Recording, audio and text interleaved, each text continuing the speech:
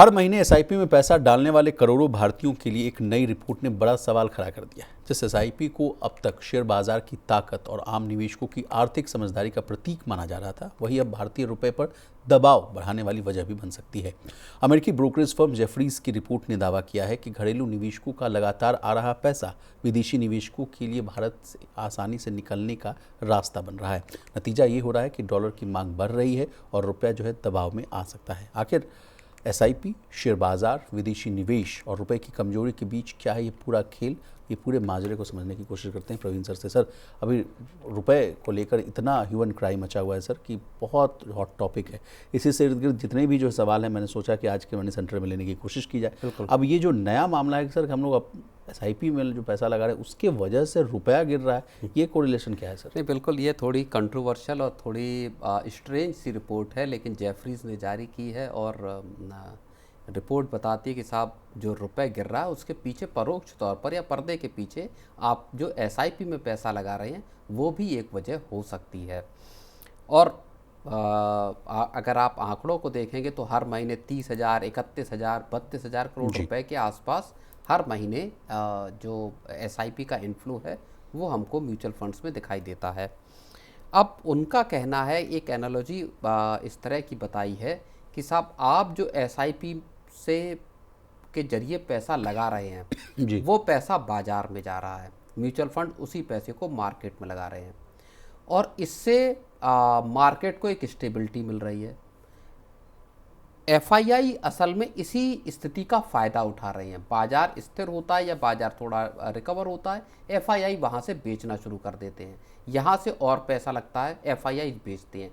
FII को दरअसल जो एग्जिट रूट है वो आपकी एसआईपी का पैसा दे रहा है। और आपको अगर आप देखेंगे तो बाजार को बचाने में डीआईआईस का बड़ा एक रोल रहा है। जो एफआईआईस आउटफ्लो कर रहे हैं उस बहुत हद तक उसको एब्जॉर्ब किया है डीआईआईस की खरीदारी। कई बार हम लोगों ने देखा सर, एफआईआईस और डीआईआईस का जो आंकड़ा हम लोग देखते थे 18,000 करोड़ का जो आंकड़ा बिकवाली का रहता था, उसके ठीक उलट 3600 करोड़ 5200 करोड़ के आसपास का जो है डीआईआईस का जो पैसा लगता रहता। और ये एक दो दिन नहीं, लगातार हम लोग सालों से देखते हुए नजर आ रहे हैं। जिस हिसाब से आप कह रहे थे कि इस साल से अभी तक की अगर बात देखा जाए तो 2 लाख करोड़ के आसपास की बिकवाली हुई है, तो उसके अगर उलट अगर देखा जाए तो डीआईआईस की तरफ से 3 से 4 लाख रुपए की खरीदारी भी आई है। तो सीधे दुगना अगर कहें तो वो बाजार को थामते हुए भी नजर आ रहे हैं। लेकिन रिपोर्ट में सबसे बड़ा डर जो बताया गया सर, उसको भी समझने की कोशिश करते हैं। देखिए, जेफरीज के अनुसार अभी भारत की सबसे बड़ी कमजोरी जो है, जो आप सीएडी बोल रहे थे, करंट अकाउंट डेफिसिट नहीं है बल्कि कमजोर कैपिटल फ्लूज है। यानी जितना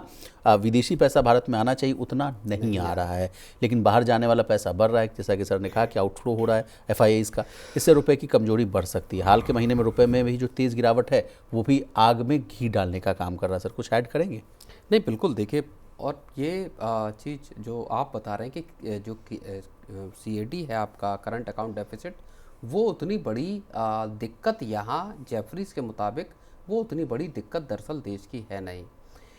डीआईआईस का पैसा लगना दरअसल एफआईआईस की जो एग्जिट है उसको फंड कर रहा है, ऐसा जेफरीज ने अपनी रिपोर्ट में कहा है कि आप जिस तरह से मार्केट को हर महीने 30,000, 31,000 करोड़ रुपए लगाकर संभाल रहे हैं, डीआईआई एफआईआई दरअसल उसी स्थिति का बाजार में फ़ायदा उठा रहे हैं और डॉलर्स को निकाल रहे हैं मार्केट से।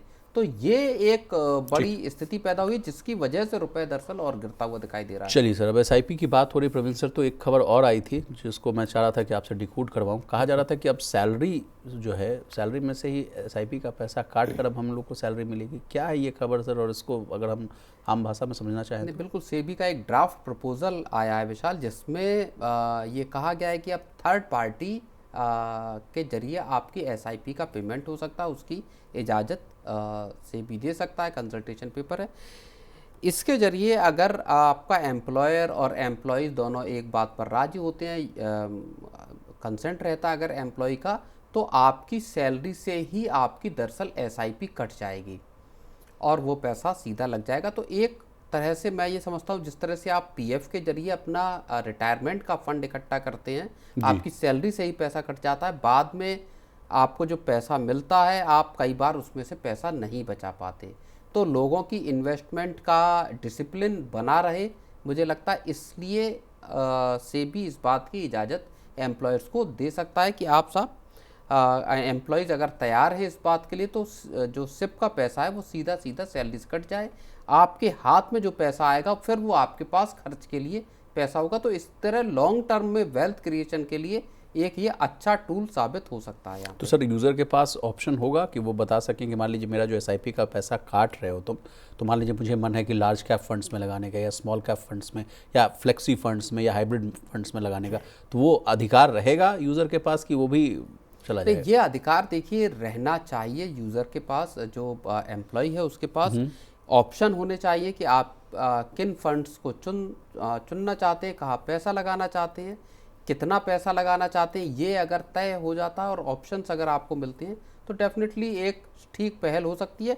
एक दो चीज़ें जो हैं कि मान लीजिए कोई व्यक्ति अगर नौकरी स्विच करता है और वो चाहता है कि उसकी एसआईपी उसी तरह से चलती रहे, तो जो दूसरा संस्थान है वहाँ पर भी इस तरह की सुविधा उसको मिले।